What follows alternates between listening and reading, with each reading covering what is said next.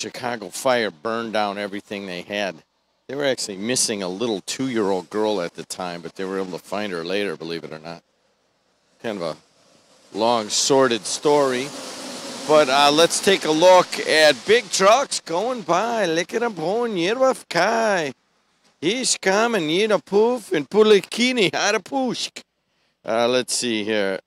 Right now, what do you think it is? I'm going to give it in the mid-30s. No sugar tonight in my coffee.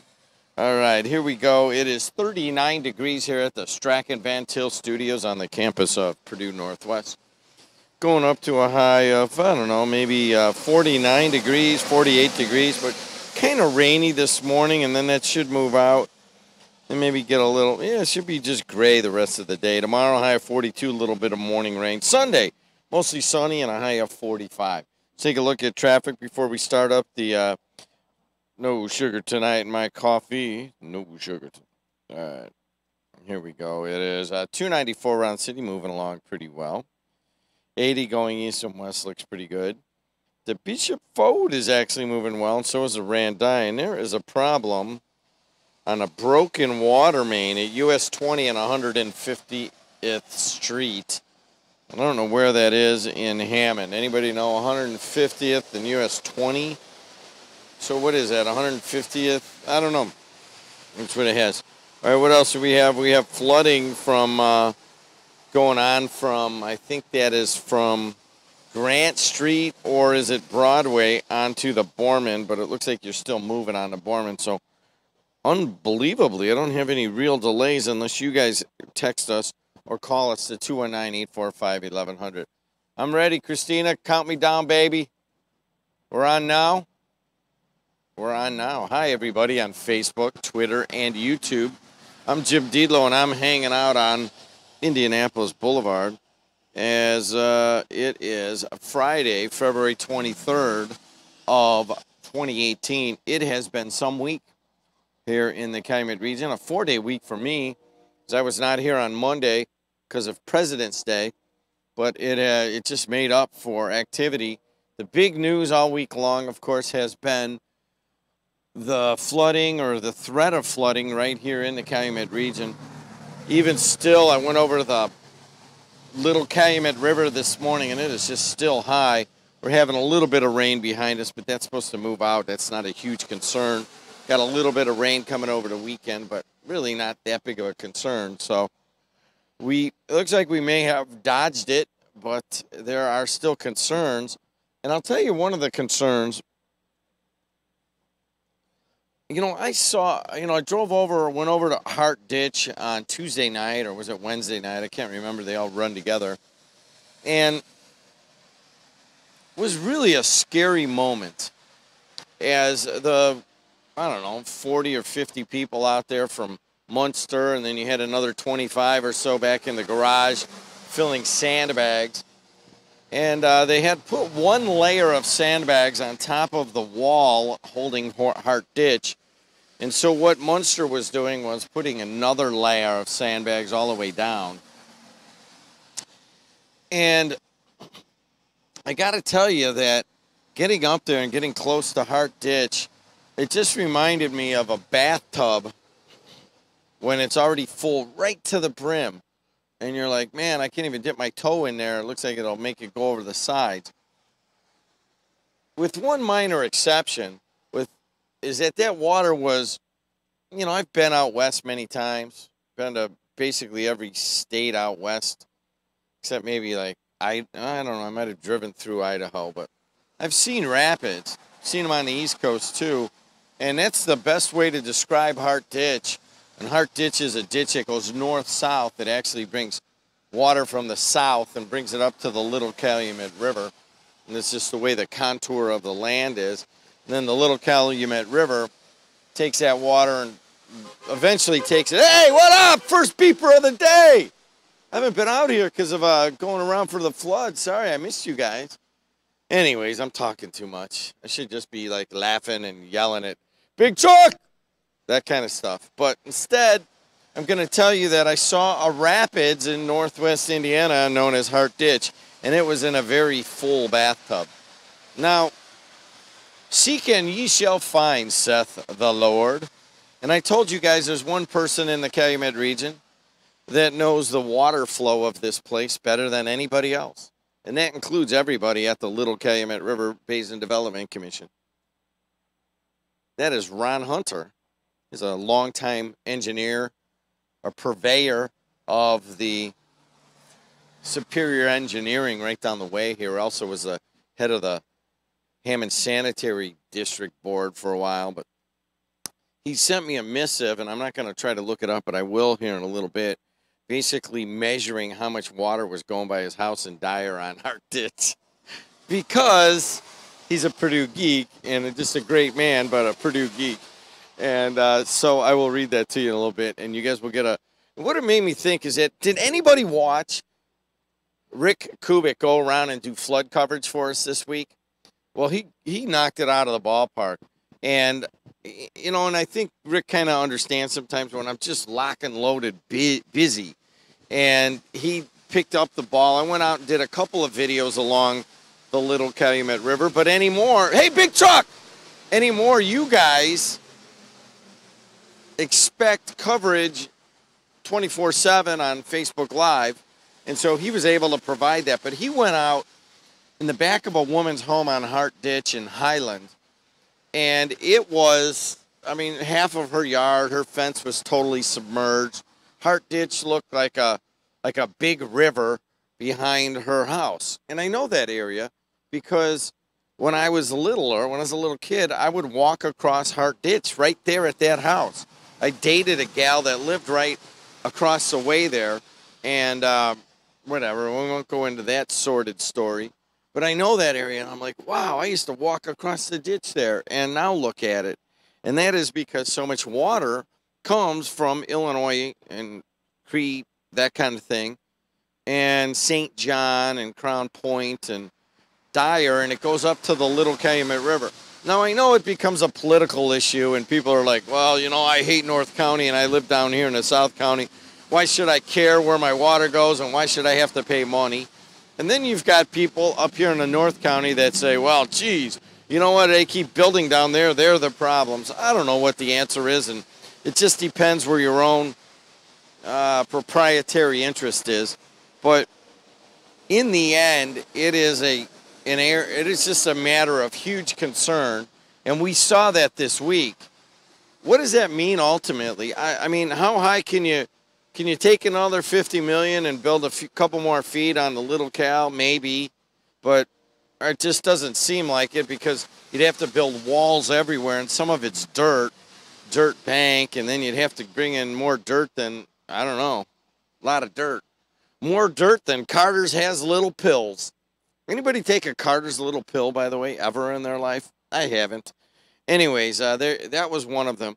Another big thing this week was the Griffith youth, 18 years old, who had a gun at school. And I'm going to talk about that. There's been some new developments in that. But really, one of the biggest story, hey, what's going on? Thanks for peeping. Big Truck, Big Truck. Thank the ironworkers for letting me come out here and just kind of yell at trucks. And there's a big dumps truck. There's a truck with just a massive coil. What is a massive coil? I don't know where that would unwind to. But the big story is guns this week, and that is in the aftermath of the shooting at Douglas Stoneman School in Parkland, Florida. 17 people killed, coaches, teachers, and a bunch of kids, mostly freshmen.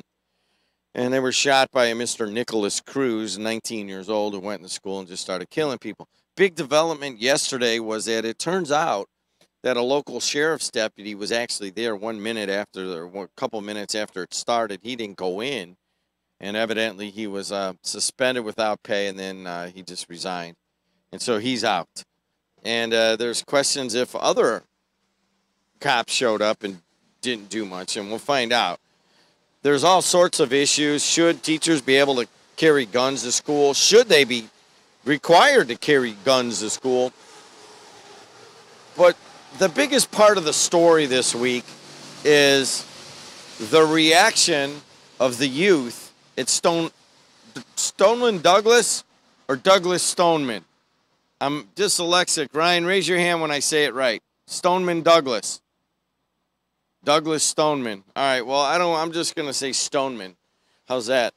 And the kids aren't, it's Douglas Stoneman? Stoneman Douglas, thank you. Stoneman Douglas High School. And they are taking to national media. The one young woman that had shaved her head or has a really short hair. Hey, thanks for beeping. She gave an eloquent speech the day of the shooting. And what's going to happen here? I mean, we saw when people started to stand up against sexual harassment, you got the Me Too campaign, right? So what are you going to get out of this? I mean, eventually are we going to have some sort of sensible gun laws, or do we already have them on the books and let's just forget about it? You know, I told you guys my view on this. I go, you know, we can have all the guns. It's almost like Mitch Daniels. You can have all the guns that you deserve, all the gun usage you deserve. But what is going to happen is that ultimately you can almost break it down to an algorithm, and this is just going to happen. There's so many guns on the streets, even if you stop people from buying them legally or whatever. Hey, big truck, big Tex. This isn't a big truck, it's a big Tex. And it's got one box on this massive flatbed behind me. It's a little overkill, don't you think? My theory, my belief is that it can almost be quantified. It's just going to happen. This is just going to be part of American lives, is that every once in a while, someone's going to go crazy and go into a school and kill a bunch of kids. And that's it. That's the reality. That is what has happened over the last few years. The young man, Nicholas Cruz, had a war machine in his hand. I mean, that's where you take into war. And he comes in and he's just shooting people left and right, and they're defenseless. That is what we are going to have to accept if we accept our existing attitudes toward guns. And I'm not even saying, hey, what's up, Nipsco?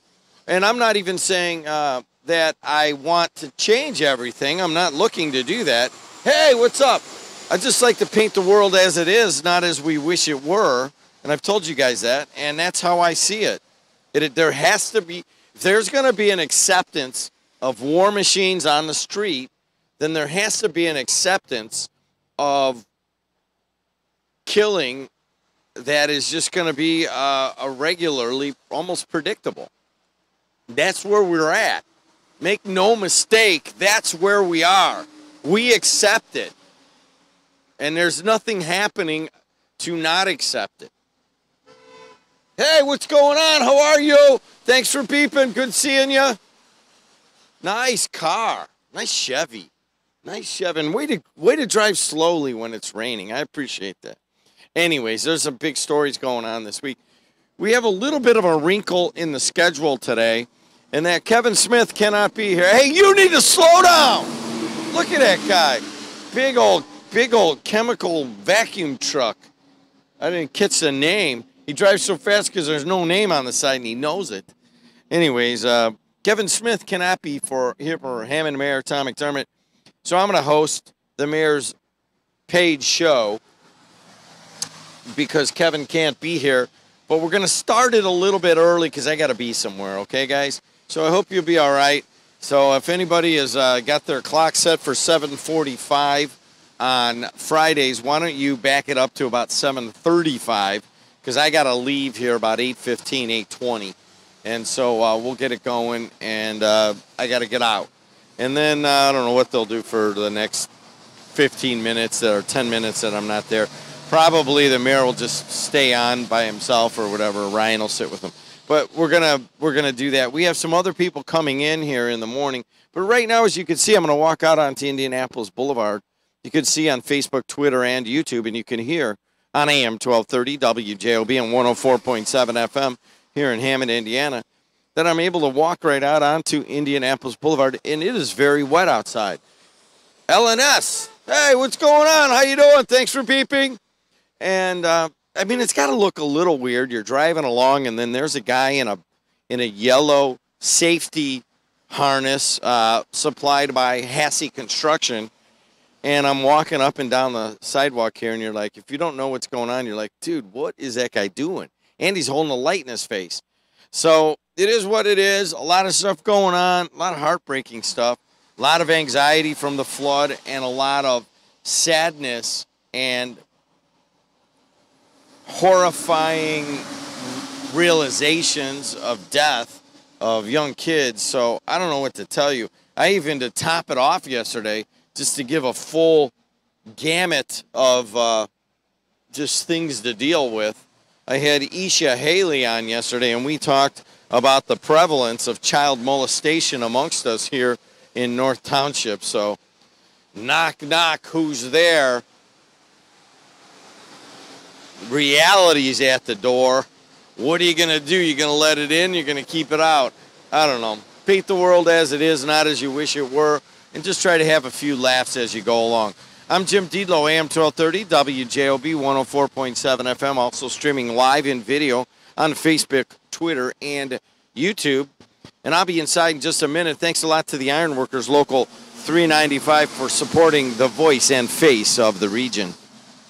Everything Italian. That's what you get at Giuseppe's Restaurant in Cherville. Let's hear from Giuseppe himself. We were originally from Illinois. We came to offer something a little different than your traditional local pizzerias. We were fortunate enough to have a world champion master pizza chef from Italy. He taught us and certified us on how to make Italian Neapolitan pizzas, which is something different for this area. Margherita pizza, that's our most common, and that has the San Marzano tomato sauce. It's a fior di latte mozzarella, fresh mozzarella. Then we put fresh basil on it, and then we put a little bit of extra virgin olive oil on it. And then we cook it in our wood-burning oven at about 850, 900 degrees. It's just phenomenal. Comes out a little charred on the sides, you know, and it is just intense flavor. Giuseppe's Everything Italian is located at 1000 Eagle Ridge Drive in Cherville, just north of the Showplace Theaters. Dine-in, carry-out, and delivery. 219-322-0011 or visit giuseppespizza.net. Giuseppe's is now serving wine.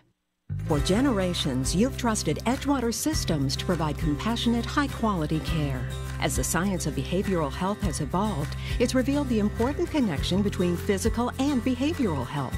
With this in mind, we're pleased to introduce Edgewater Health, which includes primary care, in addition to our long-standing mental health and addiction services. Whichever combination of services you need, Edgewater Health is here for you, for your whole life. Learn more at edgewaterhealth.org.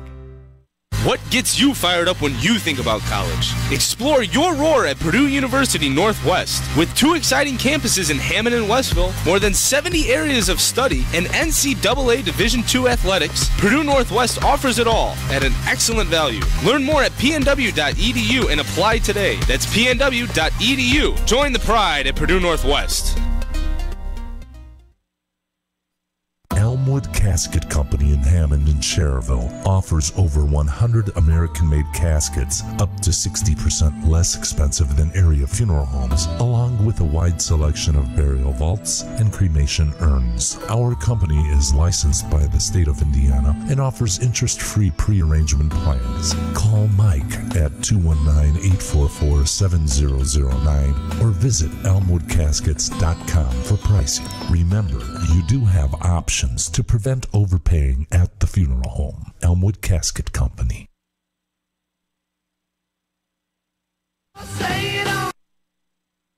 This is Congressman Pete Visklowski, and you are listening to WJOB 1230 AM and 104.7 FM in Hammond, Indiana.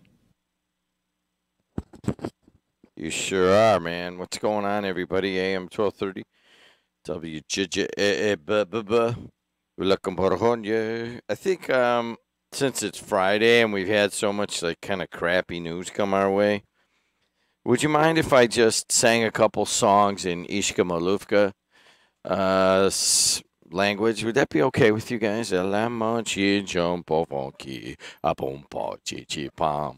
l'empogne pa palupa fukani hitche pon cologne. Panehenineski Bologna po. Anyways, got that out of my system. Hey, it's 5:59 in the Calumet region. Hey, what time is it? It's time to go to Strebla. That's Albert's backwards. And we got Adam Holzell. Am I saying that right? Holzell? Do you know the guy? He's a filmmaker, right? He's got a new movie. It's called Beast of Burden, and it opens in theaters on today. It's written by Hammond native Adam Holzell, a 2003 Gavitt High grad, received his Bachelor of Arts in Telecommunications from Indiana University after studying on the prestigious Lilly Legacy Scholarship. He has been living in L.A., working as a production supervisor at Disney, and he's a screenwriter. His previous writing projects include By the Rivers of Babylon, starring Connie Stevens and Crispin Glover. It's going to be it's going to be released later this year. That's pretty cool. He's the son of Jim and Carol, and where do they live? In Hammond? They're in Hammond, right? Hammond. And way to go, Adam. We're going to have him today. He's going to call in at 7:10. Way to go. Ooh. We got a real-life filmmaker. Christina, this is the kind of connection you need to make. Christina wants to be a director one day, although sometimes that changes to being a producer, to being a screenwriter, to being, whatever, or just a camera person. No, I know what she wants to do. She wants to be a film editor because she loves sitting in the studio in the dark just editing film. That's her favorite. I know it. But anyways, we have a budding filmmaker sitting right with us. And I got to tell you, she is really good. And we will hire her out if you want a little film make. You'll have to pay a little bit more than Gladys is paying, but... Anyways, 294 around the city looks good. 80 going east and west looks good. Bishop Ford, 115th to 103rd. And then the Dan is bad, but other than that, the Dan Ryan moving along well. Skyway Toll Road, Borman, I-65, US 30, and Klein Avenue are all moving along pretty well. Forgive me if I don't want to take the world all that seriously today. Is that okay? I mean, it's the public's airwaves. It is Purdue's facilities. But it's my radio station. Make no mistake, I don't use that card very often. Pretty much like always, there's about, I don't know how many people in the world I just let, kind of talk to me curtly because I'm the radio guy and I just let people just kind of yell at me and, or say things like, you need to do this. And I kind of have to take it in so many different areas. And I get it. That's kind of my job. And that's kind of my, just the way it's set up. There's so many people that have a little bit of just say in how I go about my life. I mean, it's a lot of people. And I get kind of nasty texts all day long, or I get nasty emails or phone calls or people come and whatever, yell at me. And I get it, and I'm all right with it. You get pretty good after a while when somebody comes up to you and starts yelling, and then you go, remember Mr. Bukowski, the Lebowski? This guy brings him into his office, and it's Lebowski sitting there, and the guy yells at him and goes up and down and rips him a new one, and he says, I'm sorry, could you repeat that? I wasn't listening. I do that once in a while, but for the most part, I just kind of go along with it and say, all right, yeah, you're right. Even patience on the phone here when we have callers that rip on me or whatever. But at some point, you kind of there's this little knob inside you can turn off. And you just kind of realize that all of it is part of the same entertainment of life. And you just accept that so many people in a day aren't going to like what you're doing or whatever. And then you just kind of drift into this other area of laughter and exhaustion mixed with I'm hungry and I don't really care. So it's the Erdgaff land. And I think I'm getting there. Okay, I'm kind of drifting toward it.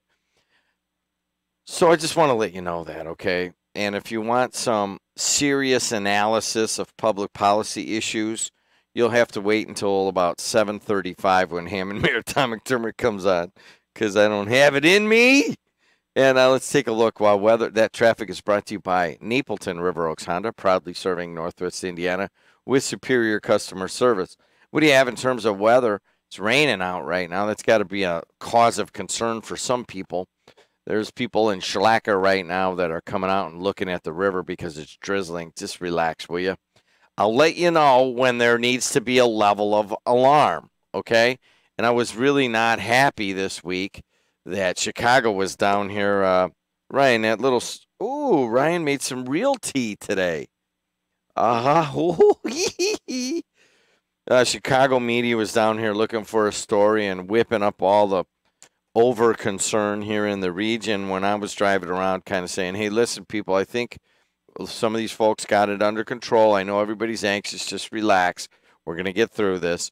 And so there was like two different messages going on. But anyways, it's raining right now. Should stop a little bit later. Get up to about 48 degrees. Tonight gets down to about 33. Tomorrow, 44 is your high, mostly cloudy and rainy. Hey, thanks for beeping. And then Sunday, a high of 45, mostly sunny. Christina, does that bother you when I react to beepers? Do you want me to, like, not do that? Because you could just be another woman in my life telling me what to do. Would that be all right with you? You already kind of are, so we'll leave it at that. All right. You want to talk on the phone? Let's talk, huh? 219-845-1100. I got a lot of stuff, really.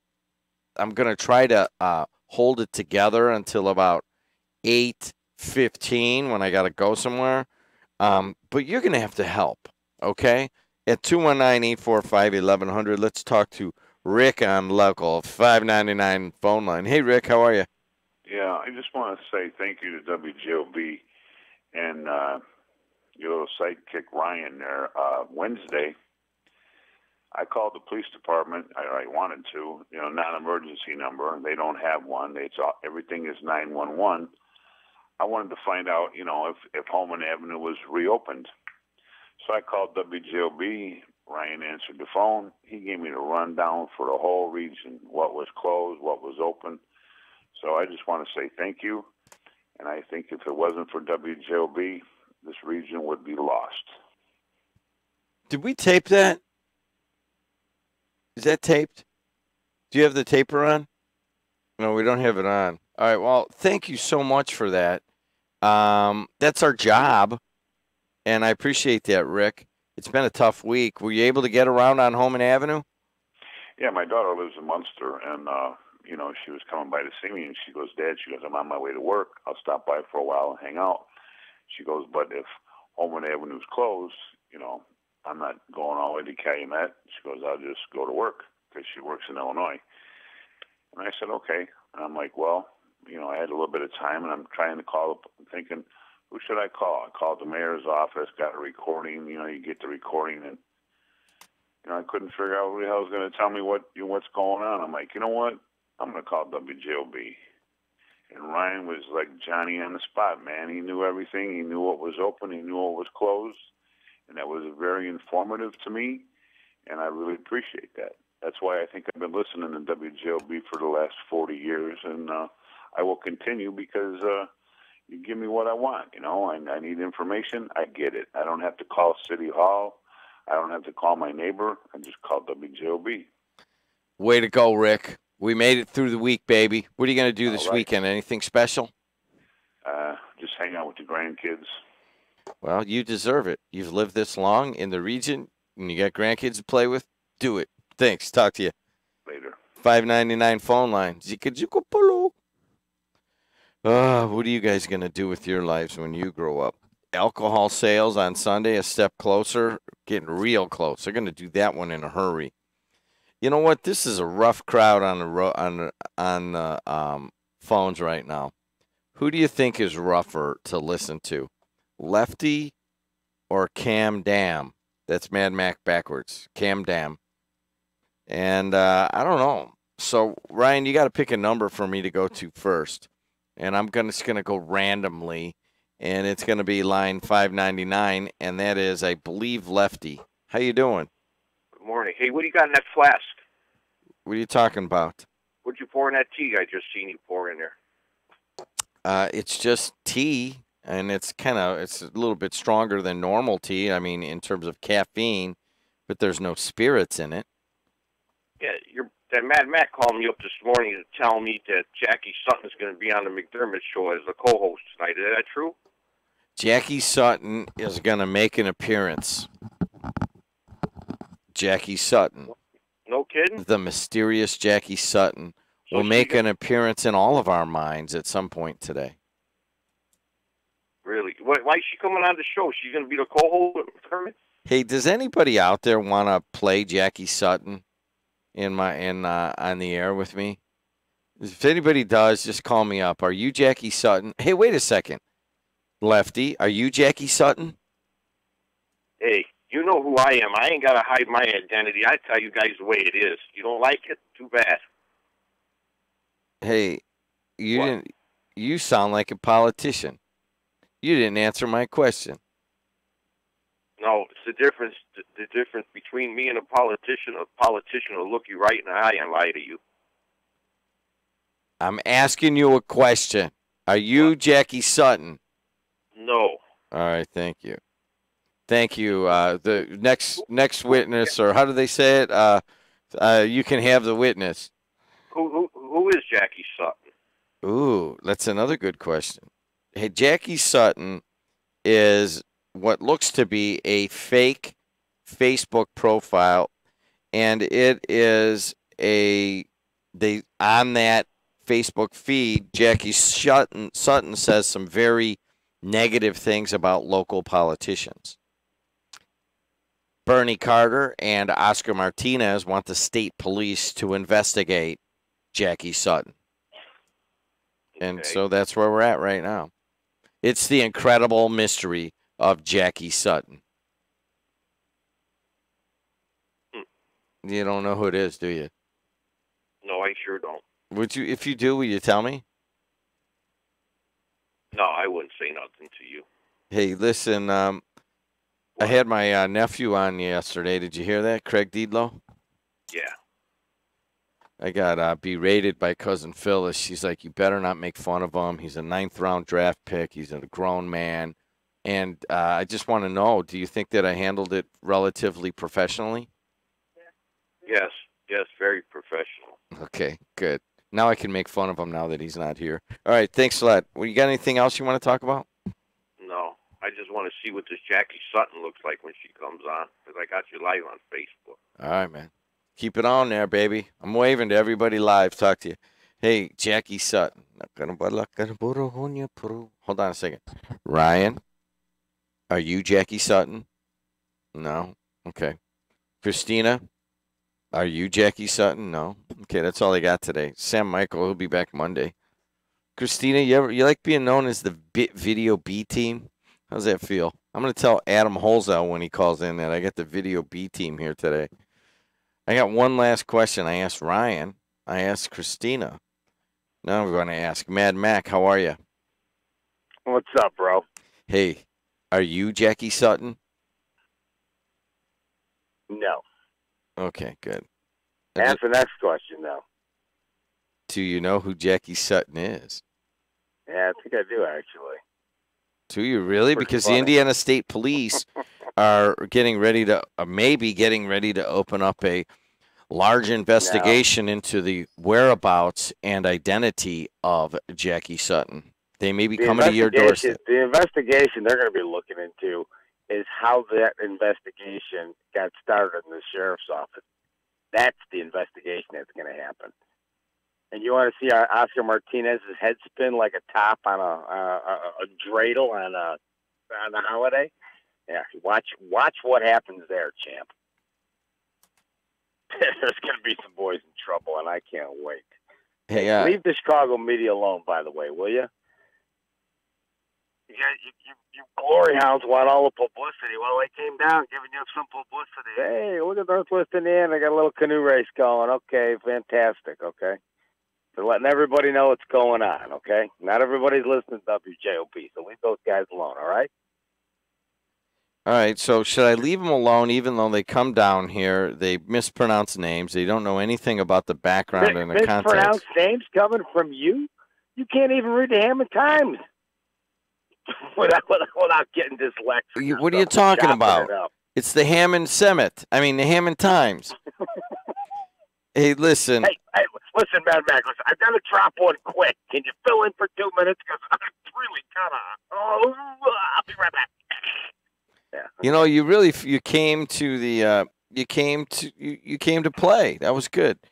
And now listen, hey, when are we going to start announcing, and I'm going to ask permission before I do it, because I'm going to do it otherwise without your permission, because I don't need it anyways, but not on your airwaves. I won't respect it enough. It's a useful tool for my agenda. But when am I going to get the chance to put out the IHSA's phone number and rip those dimwits to shreds for charging you to promote their own stupid business? Huh? Well, I think let me get this straight. They are the equivalent of the post office, right? They're another almost useless government entity down there.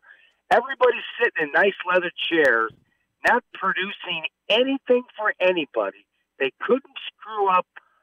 You know, they could screw up anything. They couldn't run a one-car funeral if they had to.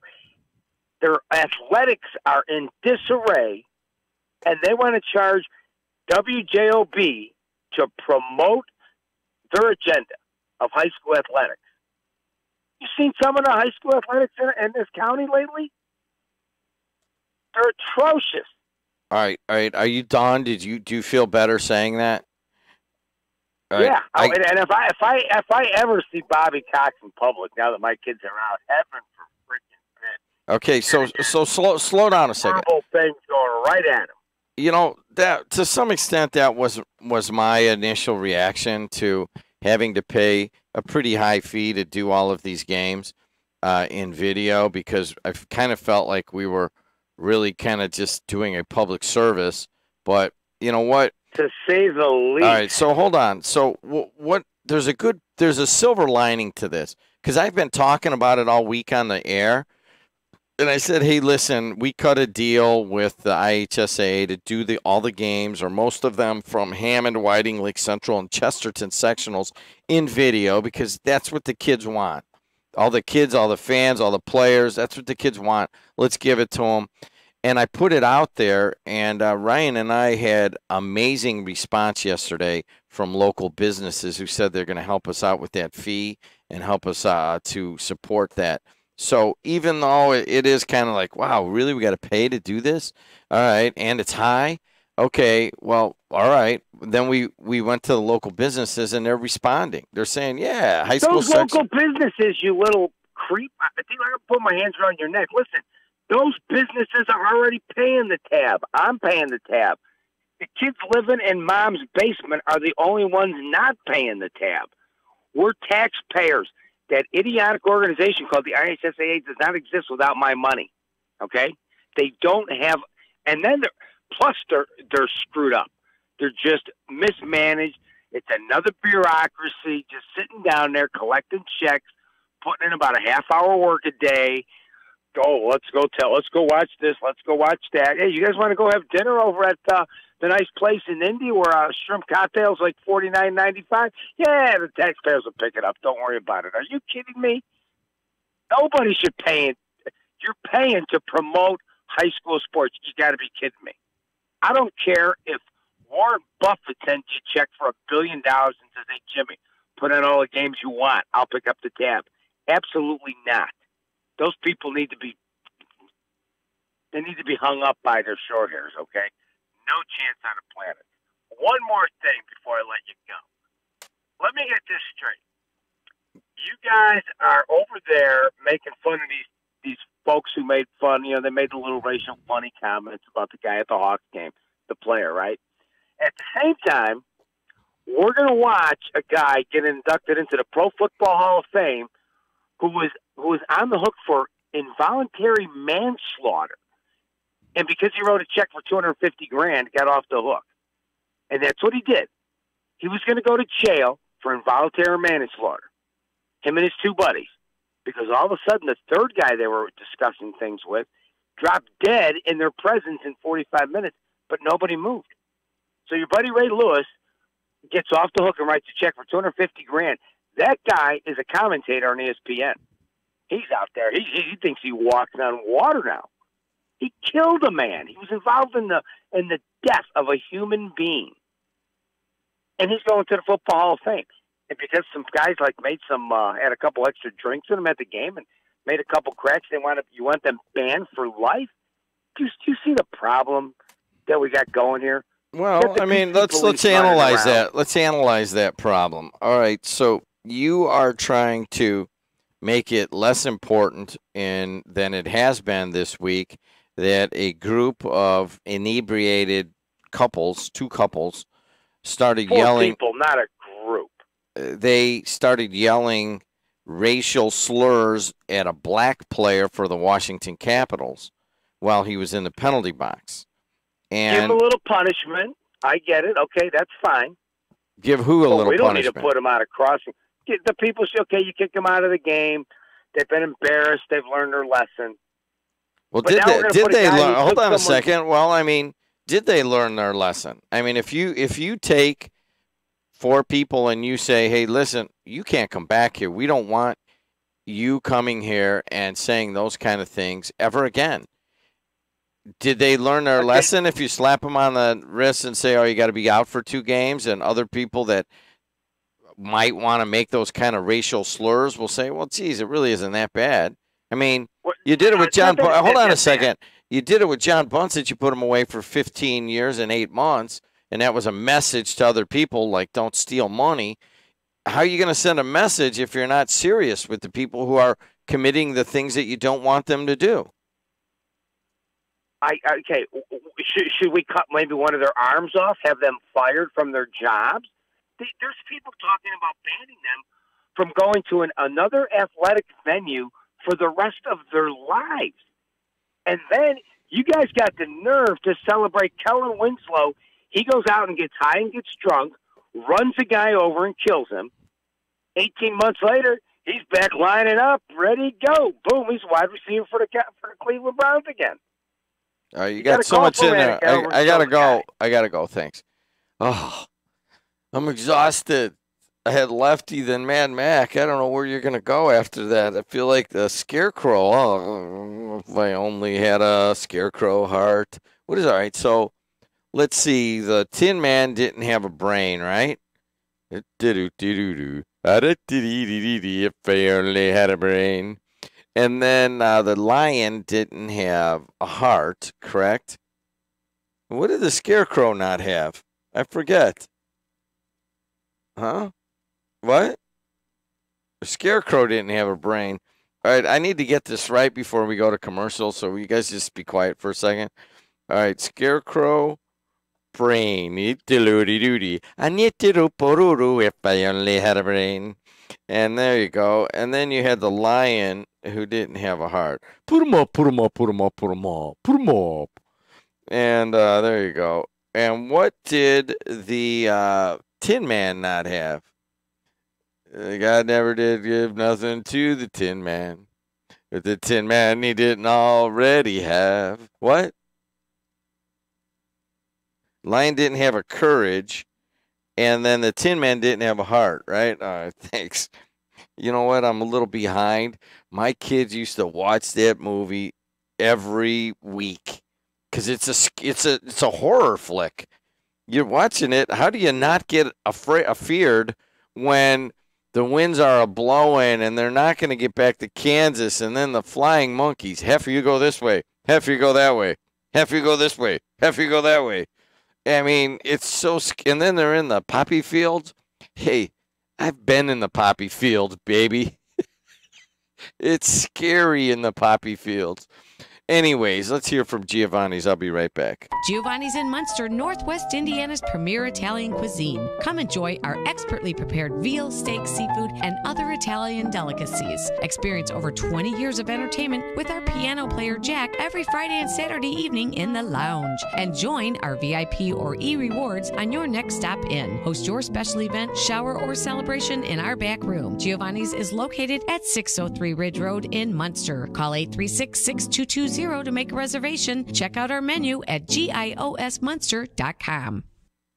Ironworkers Local 395, through their contractor employers, the Northwest Indiana Contractors Association, are the workers you see building Northwest Indiana. They are the craftsmen building your schools, hospitals, malls, steel mills, and manufacturing plants. They support local charities, including Tradewinds and Chasing Dreams, and they coach your kids after work and on the weekend. They live, work, and contribute to all of our local communities' economic growth. To find out more about these organizations, visit ironworkers395.com or nwicontractors.org.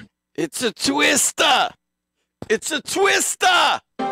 Rush Radiosurgery deploys revolutionary technology in the fight against prostate cancer in just 5 outpatient treatments. With radiosurgery treatment for prostate cancer, there is no pain, no surgery, and you can go back to your normal activities right after treatment. Prostate cancer does not fight fair, and neither should you. For more information, contact Rush Radiosurgery at 312-942-4600 or visit us at rushradiosurgery.com. No case is typical. Results will vary by patient, and there's no guarantee other patients will experience these results.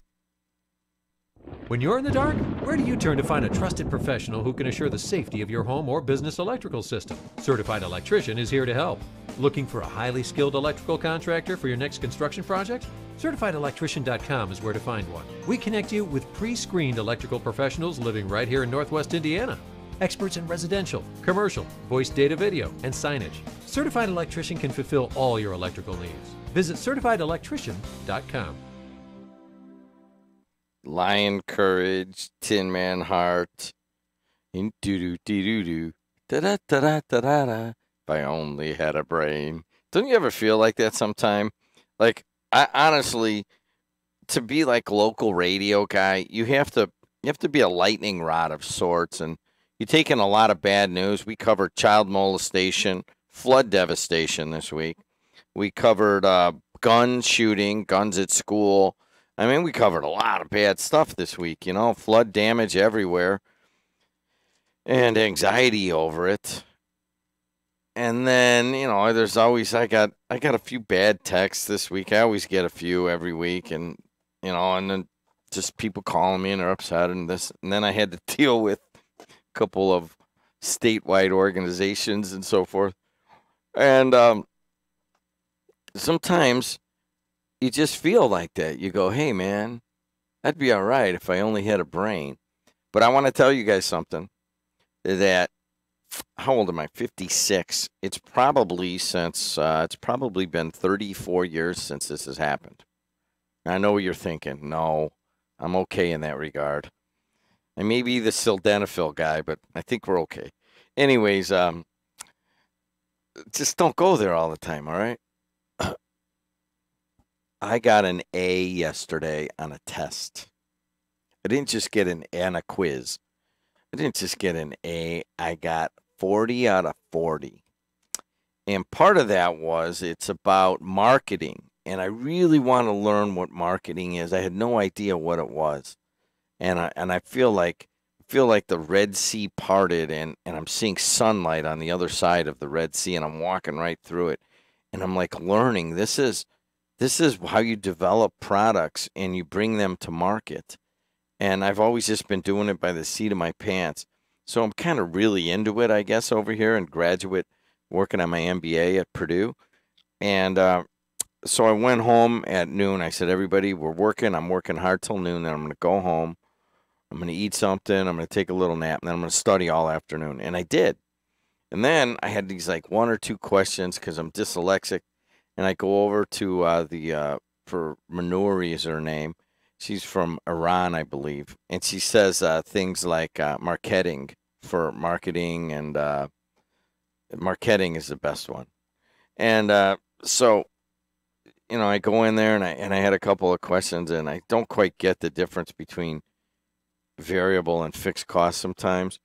But anyways, so she works with me for 20 minutes or whatever, and I go and I take the test, and they grade them right there, and she hands them back, and she says, "Well, there were 3 people in class out of the 20 that got a perfect score, and one was Sam, one was Hassam from some guy from Turkey, and then there's another guy, a woman from Colombia, the guy from Turkey and the woman from Colombia, and me."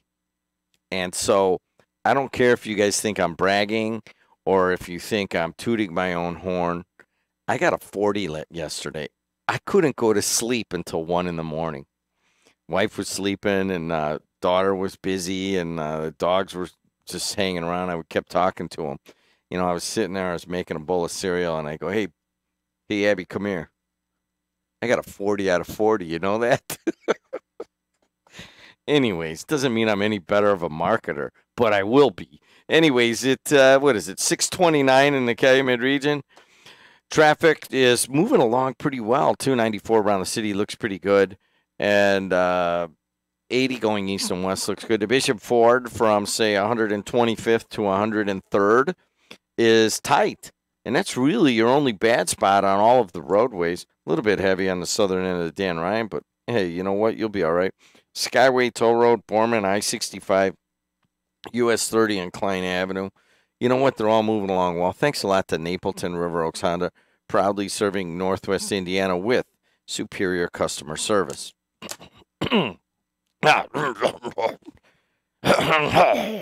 ever have a relative like come into town for like a funeral or something, and you get up to go take the dog out, and Uncle Frank's in the bathroom. Anyways, let's look at where the weather is. High of 48 today. Right now it's 39 degrees here at the Strachan Van Til Studios. And you can go there this week and get a real good deal on, I think it's chuck roast. I don't have it in front of me. I'll get it. As, hey, you're going to go to shopping this weekend? Go to the people who support me. And they wrote big checks, and they got all these kids running around here working. And part of that has to do with Strachan Van Til's. Give it back to them. There's good people that work there. They're good region stock. And that's where you start for your grocery shopping. And a high of 48 today. Tomorrow, a high of 44. And Sunday, a high of 45. It's mostly sunny. And right now, let's see, it's 39 here. It is 38 degrees at local 395 in Portage. And that is 40 degrees at local 599 right across the state line here. And do-dee-doo-dee-doo-doo, do-dee-doo-dee-doo-doo, if I only had a brain. What do you want to talk about? You want to talk about this gun at Griffith? I do, kind of. But before we do that, we got to tell you about what is happening with Staff Source right across the street over here. And Staff Source is a provider of labor to businesses, and they need people. If you don't have a job right now, or you're looking for some temp work or whatever, you go to Staff Source. They have been ranked as one of the top companies in all of the region for the last 5 of 6 years. And today is the last day for voting. Okay, so Staff Source, you can vote at nwindianabusiness.com. nwindianabusiness.com. Go to the best of 28 voting and vote for Staff Source. It's just take a minute, okay? Mirko Maric, I called Mirko and I said, hey, Mirko, I got to pay the IHSA to do all these games in video, and I got to pay a bunch of kids, and I'm not going to just make them come out for free, and it's going to cost me some dough to do the Hammond sectional, Whiting sectional, Chesterton and Lake Central sectionals next week. And we'd like to see you write a check over here so that we could do that. And he's like, sure. And then I'm like, anything else going on? He goes, did you vote for us yet? And I said, no, and I'm going to vote right now. Best of Business is a prestigious honor that Mirko Maric and Staff Source right across the street from us here are proud to be a winner of that for the last 5 or 6 years. nwindianabusiness.com, best of 28 voting. Go there. Today the voting closes, so we could use a few more votes for Staff Source. And that's just one of many businesses here in Indiana that's doing the right thing. Another batch of businesses doing the right thing sometimes in the minds of people around here, and then sometimes they don't really necessarily agree with the guy about to come on. But I'll tell you what, we're all pushing it in the same direction, and that is to make Indiana a better place. Kevin Brinegar, the Indiana Chamber of Commerce head, is on line one. Kevin, good to hear from you. Good to hear from you. I am sorry that I missed you the other morning. I had to go to the emergency room with my father all night, and when the time came, I just completely spaced it after being up all night. Well, So Kevin, my apologies. First of all, how's your dad doing? He's fine. He's back home, and everything checked out all right. All right. Well, that's the most important part of that conversation, because you happen to be calling a place where I am notorious for spacing things out and forgetting entirely all to be somewhere to talk about something. So you're in good company here when that happens. Hey, Kevin, look, I'm glad he's doing better. Brian told me that that what had happened, so I was thinking about that, and I'm glad you called in, because we're going to wind down this session in March, and out of all the things that people ask me about, there's one thing that sticks out way higher than all the other ones, and that is, are you going to be able to buy beer on Sundays? That's what people are caring about. Well, that seems to be the topic of the day in this legislative session, and I can say with almost 100% certainty that yes, you are. Earlier this couple days ago, the Senate concurred on a minor House amendment, which actually is going to let you buy it on Sunday even sooner than the original bill, because the Senate bill was amended in the House to put in an emergency clause of everything, because it's an emergency that we have to be able to buy beer on Sunday. So instead of the usual effective date of July 1, which we talked about before, happens to be a Sunday this year, the emergency clause means that the legislation goes into effect as soon as the governor signs it. And now that both houses have passed that, it's on its way down to Governor Holcomb, just waiting for his signature. So probably as early as a week from Sunday,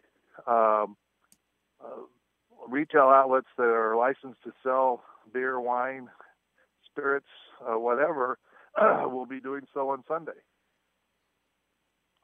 You going to go buy something on Sunday? Probably just for some ceremonial, nostalgic purposes, and put it on a shelf somewhere or something. I'm thinking the same thing. We got some pretty big supporters of the station, run the Bud distributorship right around the corner here, the Kiernans, and I'm going to have to go buy a 6-pack of Bud Light as soon as that thing opens. I can tell you this, and my daughter's in that age where she knows a lot of young people that work in liquor stores, and they're all rearranging their schedules because they really they're ready to go. And I thought the liquor stores were we're going to have would have some time, but apparently they've got the word. I saw a gentleman interviewed on TV the other night, and said they'll be ready to go. And what's interesting is this hasn't happened for so many years, and it was considered so controversial. And yet, in the end, it passed the House and Senate by overwhelming majorities. I think it was 82 to 12 in the House of Representatives earlier this week. It doesn't make any sense. It's like, well, why didn't this get done before? Hey, Kevin. Kevin is the president and CEO of the Indiana Chamber of Commerce, and keeps us updated on what's going on downstate and what his members are interested in. Kevin, anything special for your members this year? Probably the biggest thing is the workforce development legislation. There was both a House bill and a Senate bill we've talked about before. The senators and the reps that are authors of that bill have been meeting together and with the governor's office, and we've visited with them as well to outline priorities, and those bills are in the process of being merged into one bill that will, I think, put some nice emphasis on high school counseling, more college and career counseling, particularly for the trades, apprenticeships, and certificates and 2-year associate's degrees, those things that require more than a high school diploma but less than a 4-year college degree, because that's where the biggest job growth is projected to be, and that's where the biggest need is even right now in the workforce. And I think providing kids with information and understanding of what those opportunities are and that there are good living wage paying jobs at those levels, I think is very, very important to getting kids thinking about their futures, taking the right classes in high school, and that marries up nicely with something the General Assembly passed last year called the Career Explorer, which is a kind of a self-assessment evaluation tool that's going to be given to every 8th grader to help them understand what their aptitudes and their interests are post-high school.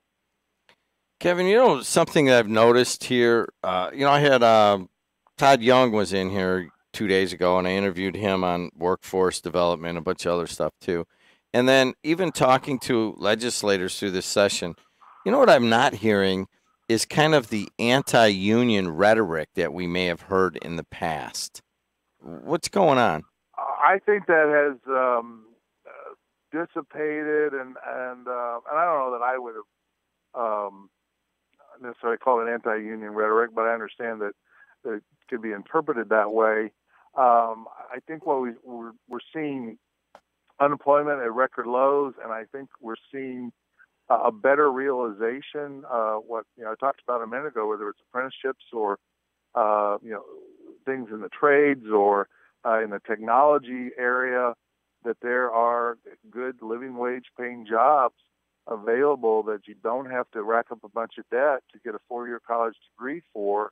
And I think that realization has sort of brought everybody together to say, how can we get this done? How can we get our young people prepared to participate effectively in the workplace? And I don't know if you want to comment on this or not, but just because, I'm so, I come from the trades. I'm one of them. Laborers Union paid for my college education. And I talk to these guys on a regular basis. I was really surprised to hear the other day that a couple of the unions are considering getting behind Governor Eric Holcomb. And I was just like, what? And evidently there is, it's just not that friction, I guess, just between the Republicans and, the trade unions and the other unions just isn't as strong right now. And that's just how it is. It is, and I think it's a refreshing trend. Hey, let's talk some other stuff around the state of Indiana. What else you got on the agenda down there that might affect us up here? Well, for your technology companies, we're working on legislation that would clarify that those software providers that do cloud-based software, that those services are not taxable. They are indeed services, not goods. And Indiana, generally speaking, doesn't tax services. And we're trying to clarify some inconsistent rulings from the Department of Revenue through legislation, and that's coming along nicely, and with an amendment to a Senate bill this week. And it's one of the governor's priorities. It's certainly one of our priorities, and so that's important legislation. We've got some legislation on trying to clarify asbestos, that when there are some national trust funds available for individuals that have been harmed by asbestos, and but then they can also sue the manufacturer under the law, which is fine. But we think that juries ought to be aware, if they've already received money from one of the trust funds, that they be made aware of that, and they factor that in when they consider what kind of award to provide in the lawsuit. And then water resources, moving forward with the state water resources plan to prepare and make sure we've got enough water in the future, which I understand is probably sounds silly for me to say that at the moment, because you guys are pretty much underwater up there from what I understand. We are, and some areas more than others, but it has been an incredibly anxious week. And I know you apologized earlier for not calling in, but you your call would have been very short and curt on, was that Tuesday or Wednesday morning? Because Wednesday, yeah. Yeah, it was Wednesday. I understand you were had a lot of flooding issues going on that morning. Yes, and so we're there's always that level of anxiety here because of the little Cal, but there isn't the same concern about like drinking water and usable industrial water as there is in the rest of the state. I've got relatives all over the state. One of them's in manufacturing, and they have when it gets real dry, they have some problems. So how are they addressing water resources right now? Well, one of the things is looking at how we plan for it, and one of the other things is gathering data. At the time we did a study in 2014, there were only something like 13 monitoring wells in the entire state. So we didn't really have a good grasp of what our water resources even were, let alone what planning and development need to occur to meet future needs. So that's been addressed through legislation we passed a couple of years ago. We need to ultimately look at the structure and the governance of this because we have over 800 separate municipal water and wastewater systems across the state, and that's certainly not how you design it if you were starting with a blank page. And these folks don't necessarily, we literally have overcapacity being built in some parts of the state and insufficient planning because some local units, don't want to raise fees or taxes even to build out the necessary services they need for the future. And you're right, in northern Indiana, there's much more water rich, but our projections were that central Indiana, which has sufficient water resources now, but is projected to grow by 200,000 people by the year 2050, and the current resources wouldn't be sufficient for that. And then the southern third of the state, the soil is very rocky and it doesn't retain water very well, and so that's why we've got 3 reservoirs across the southern tier of the state, and we may need to build another 1 or 2 and be willing to pump water farther than we do traditionally think of here in Indiana, more like we have to do out west sometimes. So there's a lot of important planning work to do for the future to make sure that we always have adequate water resources and that never becomes a hindrance to our economic development efforts. I'm sorry, did you say there's a part of the state that's south of Indianapolis? Yes, there is a part of the state in fact, that's where I'm from, brother. All right, I just wondered. I forgot about that. I mean, I remember hearing it in high school in a geography class, but I forgot about that. There's places like Bloomington and Evansville and Jeffersonville. They talk sometimes a little bit like Kentuckians, but they're really Hoosiers. There it is. Hey, thanks a lot for keeping us updated, and we'll maybe talk a couple more times before the session's over. Thanks a lot, Kevin. That sounds great. Have a great weekend. Talk to you. There it is. Getting, you kind of, we forget about it. We forget about the state legislature has a huge effect on you and what we're doing. And, I try to get Dan Carden on every Monday during the session, Kevin Brinegar every other week. And part of it is that out of all the people we've interviewed downstate, Carden and Brinegar are basically got their finger right on the pulse of everything. And so we get to kind of cut to the chase of like what's important down there. Brinegar more from the business side, and then Carden kind of a journalist, the journalistic slant there, and kind of looking out for the region down there. So there it is. I hope that we're doing what we're supposed to be doing. What we're not supposed to be doing is eating and singing on the air. So just to break all of the rules, I was thinking of eating a couple of blackberries here while singing a song at the same time. What song would we like to have? If I only had a brain. I only had a brain. Hey, guess where these blackberries are from? From the Strachan Van Til Studios, your local Strachan Van Til has some great products on sale this week. Here's a few items you might want to add to your shopping list. Certified Angus Beef Boneless Chuck Roast, $3.49 a pound. Smithfield Prime All-Natural Boneless Center-Cut Pork Chops, family-size packages, $2.49 a pound. And fresh strawberries, 16-ounce packages, $1.99 each. Strachan Van Til, proud to be Indiana-made and dedicated to being Indiana's grocery store. Hey, need a ride? Need a ride? Call Dial-A-Ride, 932-2530, then hit number 4 on your telephone. Dial-A-Ride is free public transportation for North Township residents, sponsored by Frank J. Mervan, North Township trustee. Rides available weekdays 7 a.m. until 5 p.m. Dispatch call center open 24 hours a day, 7 days a week. Accessible vehicles available. To schedule a ride, call 932-2530, then press number 4. Dial-A-Ride service and this message, sponsored by Frank J. Mervan, North Township trustee. Go eat at JED's. Jedi's. Jedi's Garden Family Restaurant, located at the corner of Klein and Ridge, is Griffith's locally owned family restaurant with a down-home feel and made-from-scratch favorites you will love. Open daily from 5 a.m. to midnight, Jedi's has you covered with breakfast omelets, salads, stir-fry, seafood, and steak sandwiches. In addition to our award-winning lemon rice soup, 4 additional soups are served daily. Along with our recently expanded spirits menu, Mondays are half-price margaritas, and Wednesdays are $1 off domestics. Mention WJOB for 20% off your order. We'll see you at Jedi's at the corner of Klein and Ridge.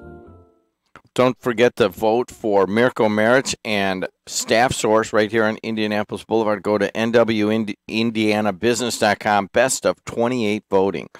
And I just got to tell you, I want to give my dentist a call. My daughter calls me from New York City. Hey, how you doing? Dad, I figured out why your teeth are just a little bit yellow. And your brothers and all your cousins.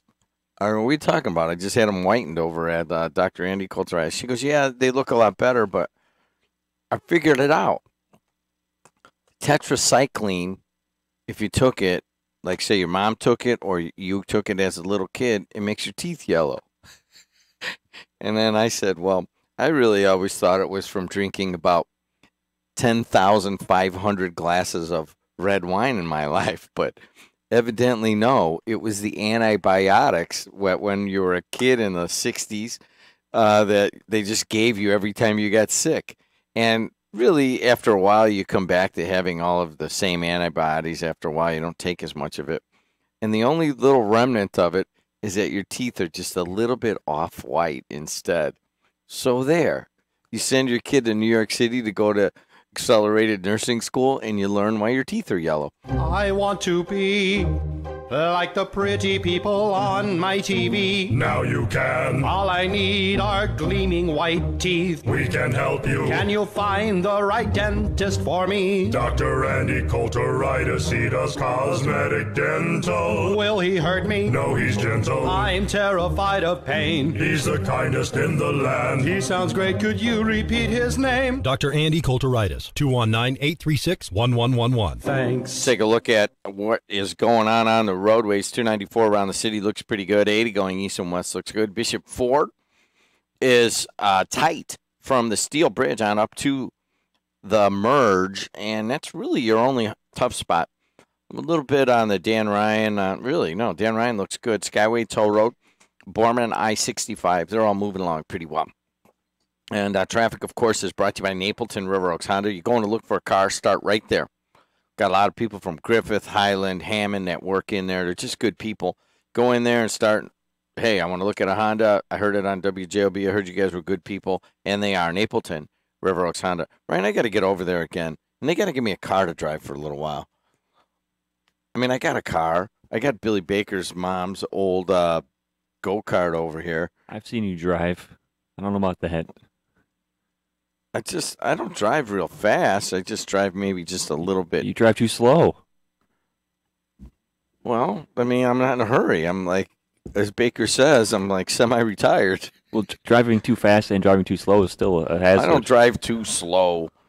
I don't drive too slow at all. I just drive the right amount. You don't drive like Sam Michael? Sam what's wrong with him? He's so aggressive. 28 minutes from my house to Westville last Thursday night. I heard about that. I'm like, dude, my brother's the same way. I had my hand on my chest, like just taking deep breaths. I'm driving with my brother down I-65, right? And like, say there's a car that's in the left lane, and it's going 75, 80 miles an hour, and he's just one of those guys that comes up behind it and flashes his lights. I'm embarrassed. Then they move over and they look at you, and he's just like, he gives them the what for, and I'm like, man, that could be one of my sponsors or listeners, man. I don't want to be seen here. There's certain people that just drive a little more swiftly than others. Let me give you another. Who's another fast driver? Baker's not that fast. Andy Quinnell kind of speeds. He's looking at his hair in the mirror. How could he drive too fast? If I only had a brain. No, he's looking for his brain. Hey, what did I do the traffic? Did I do the weather? No. Weather. This one is brought to you by Strachan Van Til. And I know I bring it up on Fridays a lot because a lot of you folks go out on the weekend and you say, you're just getting in your car. You go, I got a list here. I want to go get a bunch of stuff. Where do I go? There's a Strachan Van Til somewhere near you, or a Van Til. Just go there. They're good people. You know, it'll be good quality. And not only that, they went to hell and back last year, and they were able to keep it going and keep several thousand people. I think it's more like 4,000 or 5,000 working for them now.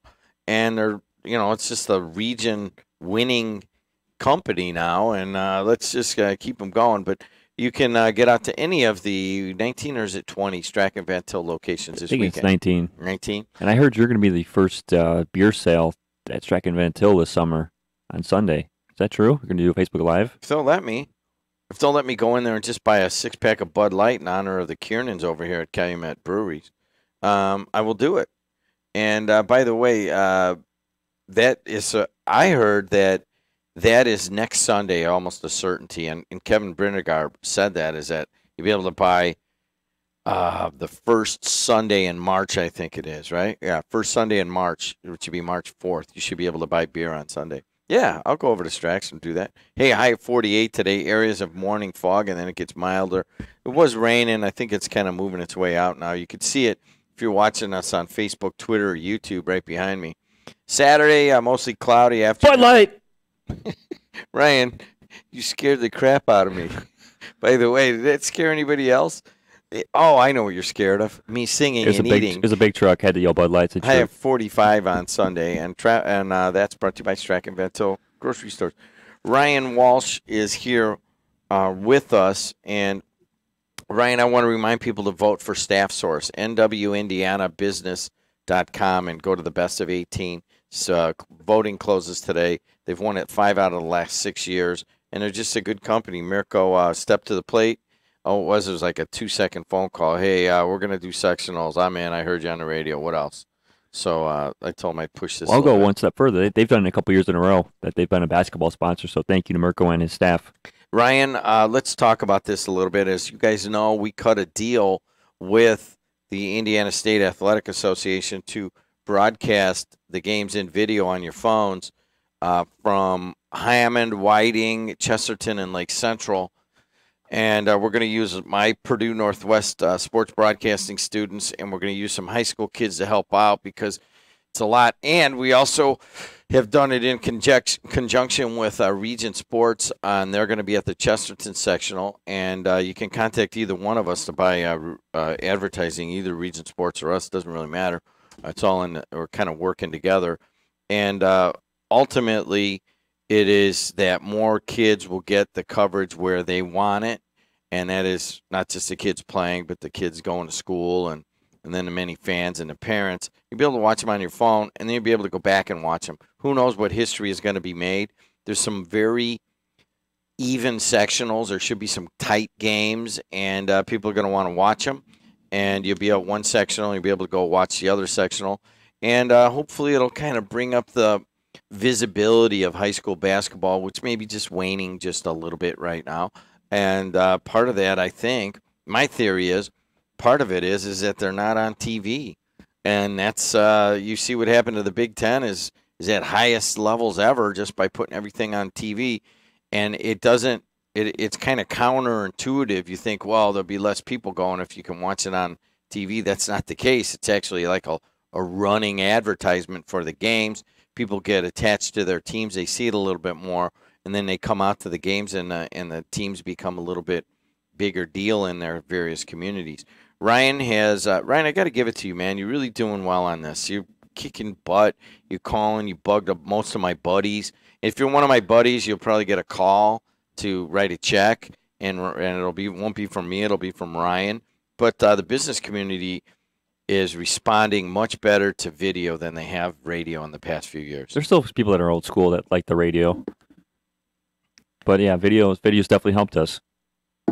It's a new world, folks, and we got to do what we can. And if you guys read my blog I wrote last night or into this morning, there's a few things that we're trying to just do experiments about. First of all, how do you corroborate or do you cooperate with other media to get the job done on big things and take money away from Chicago? Maybe. How do you do high school games? How do you deal with the IHSA and all that? We need to learn that on the video level, and then we want to figure out, what do advertisers really want? This is all kind of a big test going through this, and it's 4 weeks long. You'll be able to get the Big Ten tournament, some NCAA tournament games on the radio, and then you'll be able to get high school games on your phone and video, and it's all part of the same package, and we'll see how it works. Quite frankly, I didn't want to do it because I know how much work it was going to be, but Ryan and Sam and the rest of them talked me into it, and I'm glad you guys did. Yeah, it's going to be a lot of fun. It starts next Tuesday. And Ryan's saying that now, but he is also working about 12 to 14 hours a day right now. Hey, how did you do? I didn't play last night. They played tonight. Purdue snuck by Illinois last night. A record-setting performance by Carson Edwards. 40 points, dude. Yeah, 40 points. First time since Big Dog had 44 in an NCAA tournament game against Kansas for Purdue to get a 40-point score.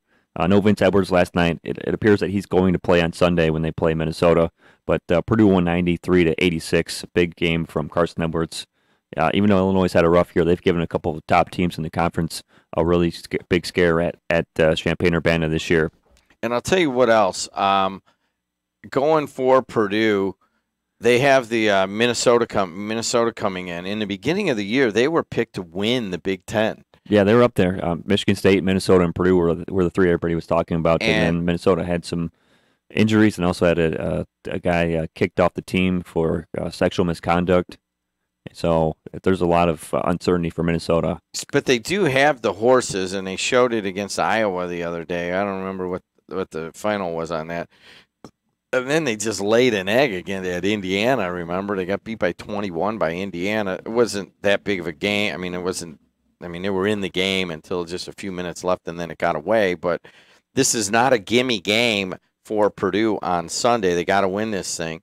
There's a lot of speculation that Purdue is still in the hunt for a number one seed in the NCAA, but they got to obviously beat Minnesota, and they may have to go to the final game. They got to win it. Well, if Michigan State loses early and Purdue goes to the end and they play like a Nebraska or they play somebody like that, they might still get the number one seed. I disagree. I was watching, who's that guy on Big Ten Network? The one analyst. He looks kind of dorky, dude. Dave Revson? I don't no, Dave. Sean Morris? Sean Morris. The guy that went to Northwestern. Yeah, he's just kind of a dorky looking dude. But he is so knowledgeable about it. And he was saying that he thought they had to get to the final game, or they had to win the Big Ten tournament to get a number one seed. And I disagree with that. And part of it is if they wind up beating or losing to someone other than Michigan State in the final game, they'd still get that number one seed. A lot can happen between now and then. Ryan, we've got the Big Ten tournament on the air here. Yeah, we do. We have a lot of games coming up. That starts on Wednesday. We won't get the Wednesday games. 11 through 14 seeding is not very good, but we've got high school basketball on Wednesday. But we'll get it all day Thursday, all day Friday. We'll get the two games on Saturday next week, and then the championship game next Sunday. But looking at tonight, we've got a big game tonight. Purdue fans are going to be rooting for IU, that's for sure tonight. IU is hosting Ohio State. It's senior night for the Hoosiers. 6 o'clock pregame show, 7 o'clock tip-off from Assembly Hall as Indiana is hosting Ohio State. Ohio State has the tiebreaker as of right now on Purdue. Only meet one time, and they won at Purdue just a few weeks ago. Don't even bring that up again. That was one of the I just wanted to bring up that Purdue fans are rooting for IU tonight. That's true. I mean, I know a guy that shares my heartbreak. Purdue lost at Michigan State. They could have beat them, but you're okay because it was, they were the number 2 team in the country at the time. And you go up there and you almost beat them. That's almost, you were okay with that. They lost to, who'd they lose to right after Ohio State? Wasn't Rutgers. I forget who they lost to, the third game in a row. But the Ohio State game was the big one. And they had the game won and gave up an offensive rebound and then was a putback. And everybody is still. It was Wisconsin. It was Wisconsin, yeah. So it was they lost at Wisconsin. So I know a guy that can share that pain with me. That's Toll Road Tom. Toll Road, how you doing? And that's where Michigan State plays on Sunday. Oh, yes. We have that game on WJOB. We have Michigan State, Ohio State? Wisconsin. Wisconsin. Michigan State, Wisconsin, really? Yeah. If Michigan State loses and Hoosiers can take care of business tonight, They will. you know, we're Stop. Well, we'll be tied for the championship, right? Is that how it works? Yeah, we could get a share of it if a lot of this falls together. I got a question for you, and But I know that I concur that they got to win the tournament to get to number one. nope, they got to get to the final game and beat and lose to somebody other than Michigan State and they get number one. But I forgot what my question was. Oh, did you see Carson Edwards 40 points last night? He lit it up. Fantastic game for him. You know what they were talking about him? Big Ten Player of the Year last night. Sean Morris was. He'll be Big Ten first team, and he's definitely the MVP of the team. Bates Diop is the best player in the Big Ten. I hope they shut Vince Edwards down until the tournament, Big Ten tournament. And maybe that was kind of funny how Vince Edwards was sitting down and we won the last two games. Maybe he was just trying to do too much. Maybe. I hadn't even thought about that. And maybe that brought up the Eifert guy and Eifert and Easter are you could see there's more energy on the floor. You guys are playing with a swagger right now. You know what? That Eastern, he's the real deal. No gel, yeah. Yeah, and he's fearless. Yeah, he's just a little bit raw. He's the kind of guy that John Pagatti, he could have used a year with John Pagatti of yelling at him like 24/7 to do the right things. But when he's on, man. I like the team's chances. I don't think they win the Big Ten tournament just because it's just too competitive. NCAA, I'd like to see him make a run. I mean, I think the Big Ten now is probably the premier league in the United States. Absolutely I'm sure, not, I'm sure Tom. the people on the East and West will differ, but I'll tell you, competitive basketball. I mean, Penn State's playing great. Penn State, Penn but State a lot of moral victories. A lot of moral victories for Penn State. Tony Martin, Tony Carr is the real deal. And so what's the other guy? Watkins. Watkins. I went to that game on Sunday. I could not believe it. As a matter of fact, Toll Road, Penn State had better athletes on the floor than Purdue did. The whole game. Well, they beat Ohio State twice, guys. Yeah, you know what? There's a whole bunch of moral victories. Yeah, they had some of those, but you beat Ohio State twice, and Ohio State is nothing to slouch at here. Well, we got some good basketball coming up next week. Let's hope that Purdue makes the final game. You guys carrying good kudos to you, Ryan, getting the whole Big Ten tournament, because I think that's going to be very exciting for the people in the Midwest. It wasn't easy, baby. All right, Tom, we got to go. Talk to you. Tom. Yeah, all right, finish up with sports. We got a guy calling. Yeah, we got a lot of things going on here. Tonight on the radio, we have Ohio State at IU. On Facebook, we'll be at Andrean. Could be a preview of a sectional championship game for next Saturday. It's Bishnall at Andrean, 7 o'clock tip-off on Facebook. with tonight? Yep, with Dance and Dan Repay. I'll be out there at Andrean. Tomorrow. That's not on the radio. No, just Facebook. Tomorrow, college basketball starts at 11 o'clock. We've got Providence at Georgetown. 1 o'clock, we've got Wichita State at SMU. 3:15, we've got Kansas at Texas Tech. High school girls basketball state finals in the evening. 5:15, Northwestern and Greensburg. And then the nightcap is Zionsville and Warren Central. Sunday at noon, we've got Michigan State at Wisconsin. And then at 3 o'clock, we've got Minnesota and Purdue. We'll get the Purdue pregame show after Michigan State and Wisconsin ends at around 2:15. And once again, Ryan, kudos to you for getting those games. He's got to make a lot of calls, and basically what it is that the big games that used to be on the radio in Chicago, the Score and ESPN, they don't want to run them, especially now during the Olympics, and now that they have so many paid talk shows, they got to pay the guys anyways. So they just do their talk shows and run highlights from these games. That has opened the door for us to get some of the biggest games in America that come our way, because then they call us and say, hey, you guys want this game? And Ryan's been able to put a schedule together. You've got Michigan State and Wisconsin at noon on Sunday? Yes. All right, well, way to go. So keep it locked here. Once again, if you're a local business, we're getting kind of close to capacity on this, but we put together a big tournament package that has Big Ten, NCAA, and IHSA basketball tournament all in the same thing. It's video and radio. Ryan has spent a lot of time doing this, so you get like an incredible deal on it, and plus you'll be rewarding Ryan's efforts, and he gets a little cut of all this anyway. So you want to do something, give a call at 219-844-1230. 9 games this weekend, so if you get in today before noon, you might be on some of these college basketball games that are going to go down to the wire. We got top 10 teams, Kansas, Texas Tech. We've got Michigan State and Purdue, a chance for a Big Ten championship this weekend. So get on today and give me a call at 219-844-1230. Make it happen this morning. And we got 9 games this weekend over the Facebook and on the radio. There it is. Hey, Chicago's loss is WJOB's gain. And where is the best place in all of the land to get a chicken taco dinner? Let me think. Hello, everybody. This is Raimundo Garcia speaking. You know, the busboy from El Taco Real. I'm here at WJLB to announce that I am not the most interesting man in the world. I use bar soap when I shave. I once ate a hot dog with ketchup on it. I put my jeans on one leg at a time. When I drink beer, I sometimes drink Dos Equis. Sometimes I drink Corona. Sometimes I drink margaritas, and sometimes I drink Bordeaux. I don't always eat Mexican food, but when I do, I eat at El Taco Real. At El Taco Real, you can get Dos Equis, Corona, great margaritas, as well as fine wine. So when you want great Mexican food, go to El Taco Real. I'm the busboy, Raimundo Garcia, and not the most interesting man in the world. El Taco Real is located on Hoffman Street between Calumet and Columbia Avenues in beautiful North Hammond, Indiana. We're open Tuesday, Wednesday, and Thursday from 11 till 10, Friday and Saturday from 11 to 11, and Sunday from 11 till 9. Stay hungry, my friends. When you're in the dark, where do you turn to find a trusted professional who can assure the safety of your home or business electrical system? Certified Electrician is here to help. Looking for a highly skilled electrical contractor for your next construction project?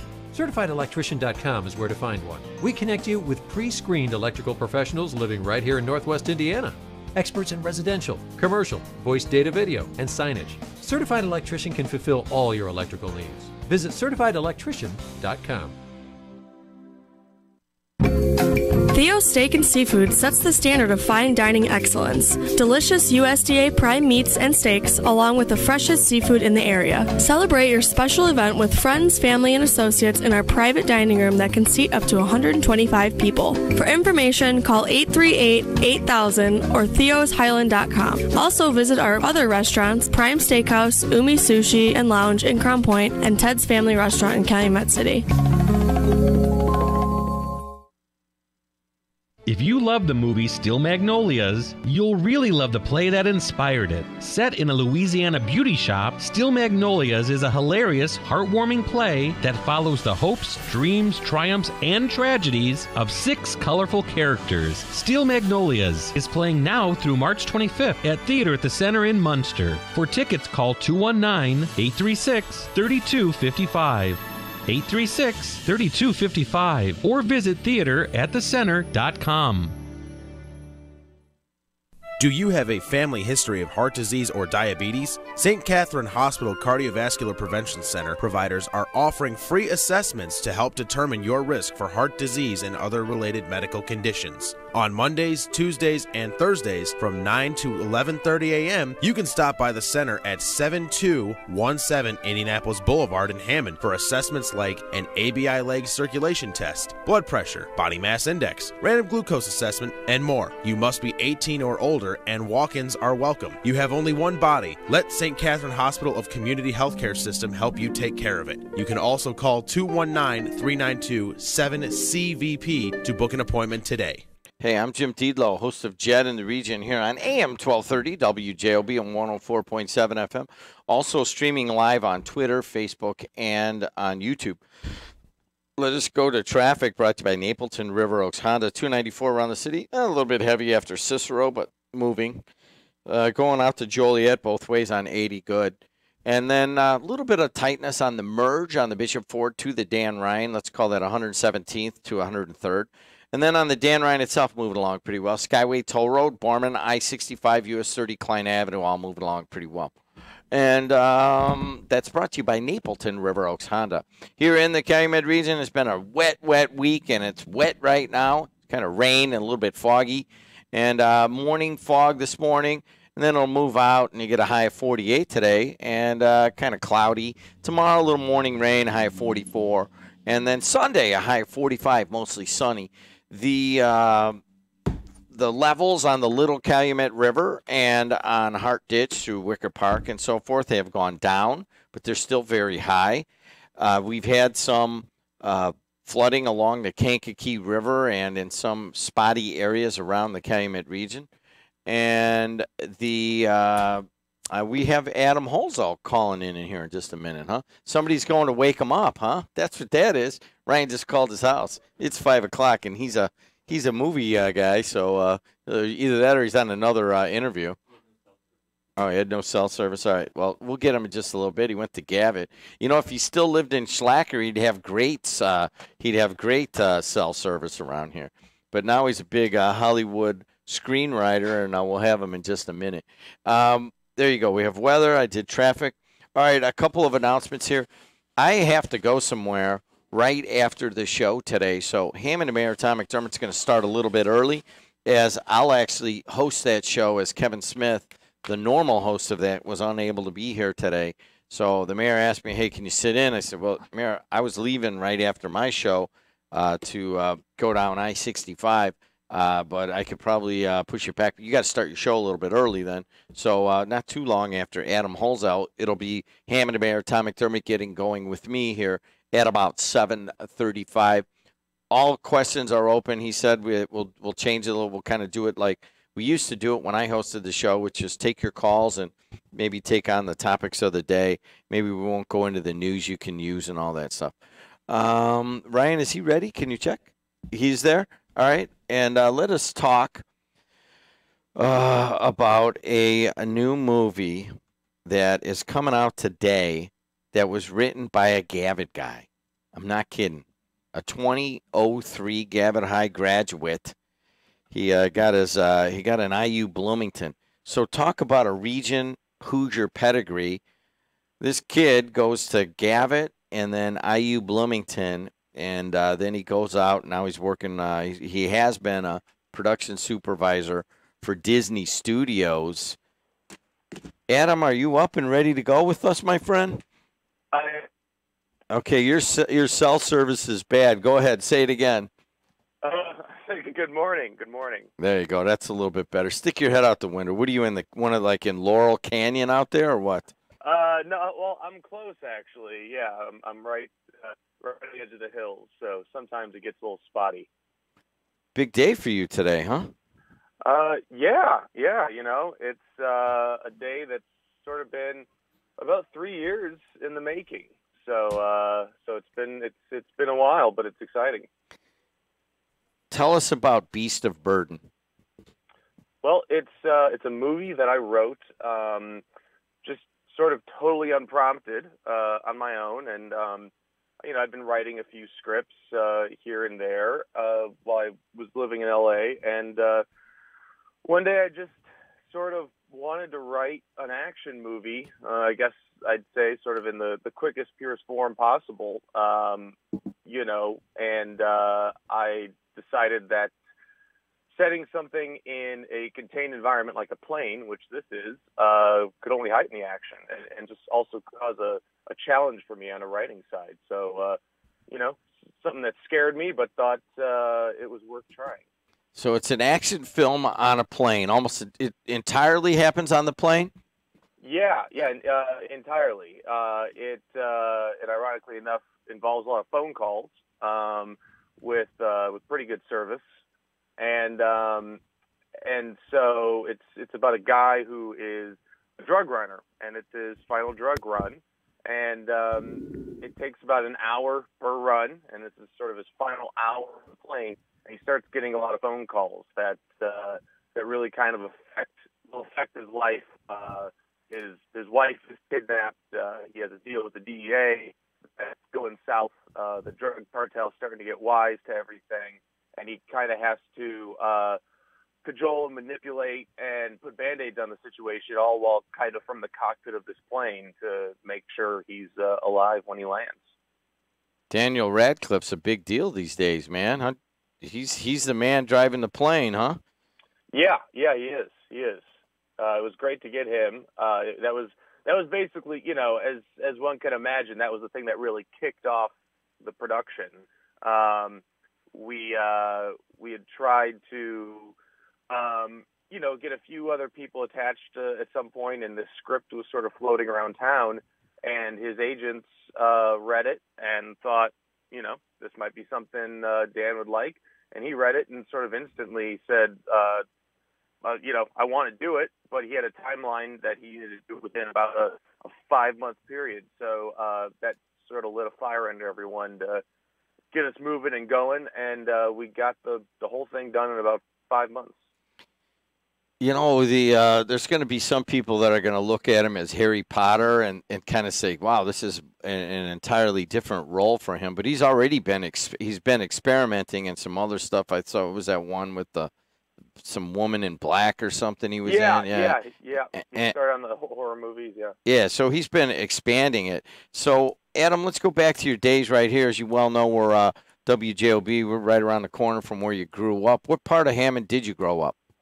I grew up on Knickerbocker. And what? 173rd. So actually, could throw a softball over there from here. We're in the new studios right here on Indianapolis Boulevard at like 172nd and Indianapolis Boulevard. So right around the corner, we got these new studios. So you went to Gavin, huh? I drove by last time I was there for Christmas, I believe. You're right by across where the old Baskin-Robbins used to be. Yes. You're not old enough to remember that this was once the Carline house, but I believe I believe that your parents would remember that. Hey, let's go back to those days at Gabby. You come out in 2003. You're a screenwriter now. You've got an opening of a movie today, and you know that all these region people are now going to go look for this thing, and they're going to go see it because they're hearing you. But there had to be some influences at Gavitt when you were there to kind of bring out your voice. Can you remember any of them? Oh, absolutely.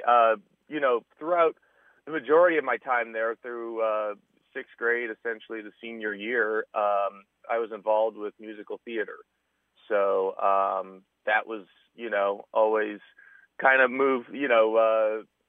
Easton, Mr. Stiglitz were at the helm there, and they definitely had an influence on me just in finding my voice, metaphorically, literally, all around, and really kind of gave me an outlet to sort of express, I wasn't exactly on the football team, wasn't exactly on the basketball team, but doing things, being introduced to plays and performances and reading scripts as well that way was something that I really enjoyed and knew I wanted to pursue. You're from the region. What's that mean to you? Well, my parents still live there. I come back every year, essentially, sometimes twice a year, and it still means home, honestly. It's always going to be an anchor.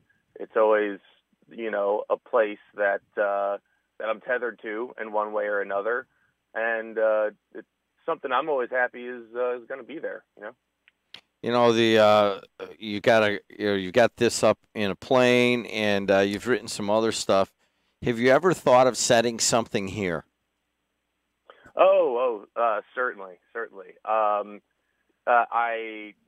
I definitely always have stories that either take place in Indiana or around Indiana, specifically in the region. I actually have a project I can't talk about, but it is very inspired by the area that will be out later in the year as well. So that will definitely be coming, and once it's a little more formulated, I'll be able to speak on it further. But yeah, it's still an influence, and it's something that I go back to a lot. I just a little tip here, and it's just kind of ironic, and I'll just bring it up to you. And that just a couple days ago, I interviewed a guy by the name of Will Skrilla. He is a Hammond Gavitt grad from, say, 1990s, sometime, late 90s. And he spent 17 years, 8 months in prison, and he's out now reinventing his rap career that was cut short when he went to prison for killing a man. And I just found that story just amazing. So when you see it on the rap scene, Will Skrilla, you will go, "Are you kidding me? He is a co-gladiator." So as he rises up there, and by the way, that's a great story. Hey, go on to your IU years. What'd you get out of that? Well, that was sort of a really a furthering of what I had at Gavitt in theater. You know, it was that on a larger scale. I met a lot more people. Actually, currently my manager right now, and a producer on Beast of Burden. I met at IU and moved out here with him in 2007 to LA, and really just I think formed a lot of opinions of just of what I wanted to take with me into the industry. You know, there's plenty of stories of people burning out or not really being focused, and not having the right tools to pursue a career. And I think even actually staying in Indiana and going to IU and being in a place that was still home to me, you know, really set me up to have a trajectory that was rooted in something that was real and something that I could go back to, and IU just really bolstered that. And definitely, you know, I was taking a lot of English classes there and some more you know, classes that have to deal with production and TV and theater classes there. And it's really just sort of being exposed to more voices and more projects, and just kind of sitting in that primordial soup of literature and film, and in it and climbing out, and finally go into a place like Los Angeles where whatever you come out with, you take with you, and hopefully it helps you along the way. Did you go out there with a job? What was that like? Is this the proverbial, I left IU with a suitcase and went to L.A., and 10 years later my movie's opening up? It's not much different than that. It was, graduated in summer of 2007, and, you know, it didn't take long for me to think, you know, I gotta make a move quickly. And I do remember it was actually my dad who kind of encouraged me and said, you know, both my parents saying, you know, listen, you did it, you're young, this is the time to strike while the iron's hot, so don't really sit around and just make the leap. So I was out here, packed up my car, and about late August, early September, I arrived in LA. I knew a few people, a handful of people that went to IU, but probably I'd say, you know, 75% of us did not have jobs. So it was just a matter of sleeping in a place that was, you know, meant for 3, but ended up having about 10 people in it. And slowly but surely, everyone started leaving the couch. And, you know, along the way, you start picking up stuff. But pretty soon I was working at Disney after I got a temp job there. And I just really sort of stuck around there. Adam Holzell from right around the corner here. Daniel Radcliffe is the star in his movie that he wrote today. It comes out today. It's called Beast of Burden. One final question. Tell us about Jim and Carol. Well, they're great people. They're probably listening. I love them. And I hope they like the movie, too. Adam, thanks a lot. Keep updated. Next time you're driving down Indianapolis Boulevard and you say, oh, there's where WJOB is, that's when you pull over and you walk in here because you're a celebrity now. Absolutely. I love open door invitations. All right. Thank you so much. Thanks for calling in. We're very proud of you here in the region. We'll pump the crap out of this movie all day long, okay? Thanks so much. It's also available on iTunes, not just the theater. Oh, it is? It comes out today on iTunes. That's even better. That makes a lot of people having a much better chance of watching it today. Absolutely. You don't have to brave any bit of condensation. No snow, no rain, no cold. All right. Thank you so much. Talk to you. All right. Take care. All right, there you go. Hey, man, big deal. When was the last time you heard of somebody local writing a big movie like that? This goes back to Breaking Away of Stephen Tessich.